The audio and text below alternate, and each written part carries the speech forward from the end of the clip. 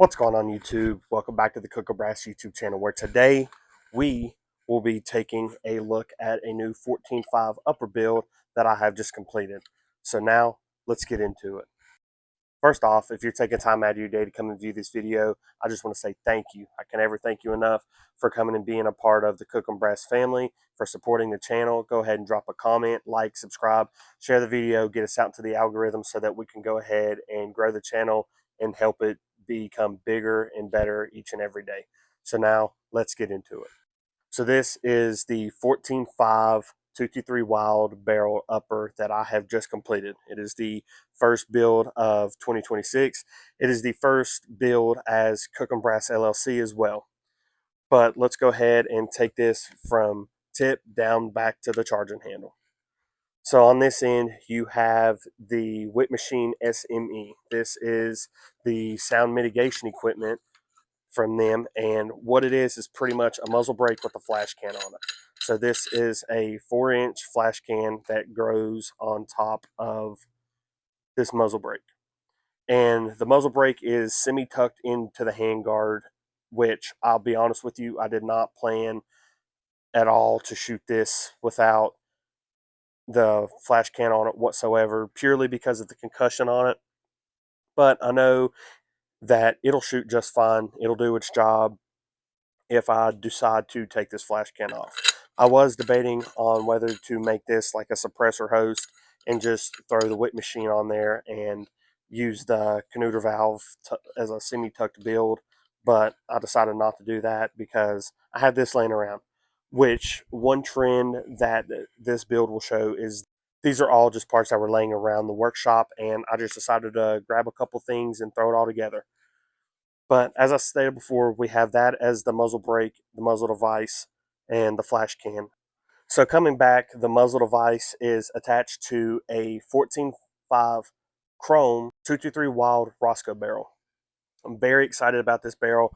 People sing the praises of Rosco barrels, and I was able to pick one of these up on Primary Arms a while back. I've had it sitting around and have just been itching to put it on a upper. And it's supposed to be very accurate. I know 223 Wylde barrels itself are more of an accurized 5.56 barrel. It shoots 223, it shoots 5.56, but it's supposed to be more accurate to where the bore diameter is shrunk down on the 5.56 to where the tolerance is tighter. So it's supposed to do better groupings, and I'm very excited to see how this does. On that, it is also a mid-length gas system, so it's going to be a softer shooter. It's going to be very pleasant to shoot down at the range, whether you're running drills fast or whether you're shooting and need to put a couple rounds on a target, whether you're shooting for competition or just training in general. I know that the 14.5 barrel length is saying the praises by many different people. Many people love the 14.5. A lot of people say that it is the best barrel length overall, which I'm not going to go that far. I really love my 13.7. I think it is very overlooked, and I think the 14.5 has taken its place. I think it's taken a lot of the light. People say that the 11.5 and the 14.5 are the only two barrel lengths that you need. I don't know. We'll do a whole comparison on that later down the road. But coming back to the build, over the barrel, it is a Monstrum handguard. I had this laying around. I know it is nothing fancy, it's nothing crazy, but I had this laying around. The end of it had got chewed up one day, and I went ahead and chopped it, and I just haven't been able to put it on any of my builds. So I thought it would be kind of cool to make like a tucked look on here, and I'm very happy with it the way it turned out. Like I said, I chopped the end off, spray painted it, and I think it looks really good for what it is. Then we have some tape over a Magpul hand stop kit that I had laying around as well. I don't know the exact name of it, but it's just a regular Magpul hand stop. And the reason for the tape is to add a little bit of texture. If the handguard decides to get hot where this is semi-tucked on it, it'll mitigate some of that heat that's going on or coming off of that barrel as well in the gas system, because the gas block and the gas tube are just right under it as well. So it'll mitigate a lot of that heat coming off of here, which I don't think it'll get too hot. I don't really plan on running this too heavy, but I guess we'll see. We'll see how hot it gets. Then coming back on here, we have just a Palmetto State Armory upper. I had it laying around from a build that I tore apart not long ago, and it was needing something in it. The only parts that I ordered new off of it was the Toolcraft black bolt carrier group and the charging handle. They came in a kit, and the Toolcraft bolt carrier groups I've had very good luck out of. I've got the nickel boron version of this one in, I'm pretty sure, my 16-inch Geisley build, which a video will be coming out on that as soon as I get some time. And then coming up on top of here, we have a Monstrum mount and a Monstrum 1 to 4 LPVO.